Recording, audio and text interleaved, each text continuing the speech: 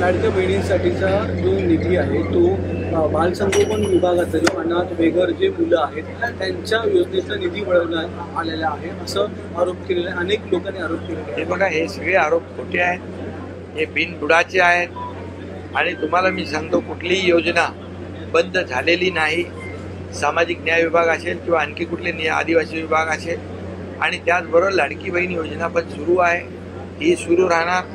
हे फक्त दिशाभूल करण्याचं काम विरोधी पक्ष करतायत.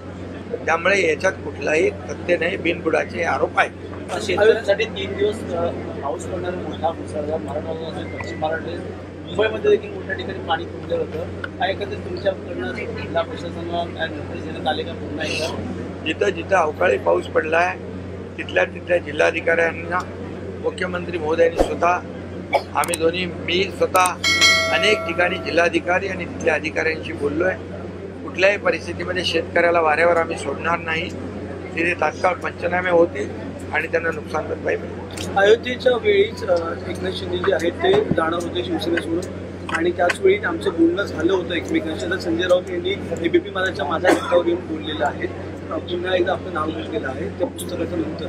अयोध्येच्या वेळी ज्यावेळी दौरा झालेला होता 2021, त्याचवेळी शिवसेनामधून बाहेर पडणार होते. तुम्ही देखील आमच्याबरोबर बाहेर पडा असं ते मला म्हणाले होते. मला नातवंड आहे त्यामुळे मी काय जाणार नाही, कुठे दुसरं काही विचार करणार नाही असं मला म्हणाले होते संजय राऊत. असं संजय राऊत बोलतो. ते काय म्हणाले ते तुम्ही त्यांनाच विचारा ना, मला काय विचारताय? तुमचं माझं काम करून मोकळा बाबा. जे बाळासाहेबांचा विचार ज्यांनी सोडून कुणाशी सोयरीक केली, जे बाळासाहेबांना कधी नको होतं, त्यांच्याबरोबर सत्तेसाठी खुर्चीसाठी तुम्ही गेला, तर मी त्याच्यावर काय बोलणार? आता बाळासाहेबांच्या नावाला ज्यांनी बट्टा लावलाय ते तुमच्या कट्ट्यावर येऊन नसतं खोटं बोलणार.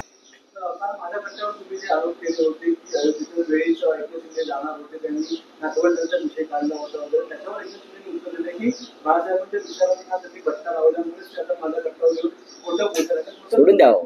एकनाथ शिंदेचं काय ऐकताय तुम्ही? त्यांनी त्यांच्या मनाला विचारावं. त्यांनी त्यांच्या मनाला विचारावं. जर ते खरोखर बाळासाहेब ठाकरेंचे प्रेमी असतील की काय झाली चर्चा, की त्यांनी त्यांच्या मनाला विचारावं. कुठल्या बट्ट्या कट्ट्या काय करतायत ते काय सांगतात आम्हाला तुम्ही? किती खोटं बोलाल तुम्ही?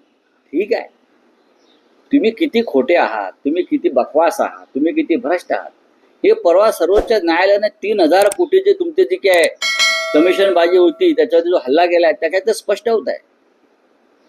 मी जे बोललो आहे ते 100% सत्य आहे. मी त्याचा साक्षीदार आहे. मला त्याच्यात पडायचं नाही.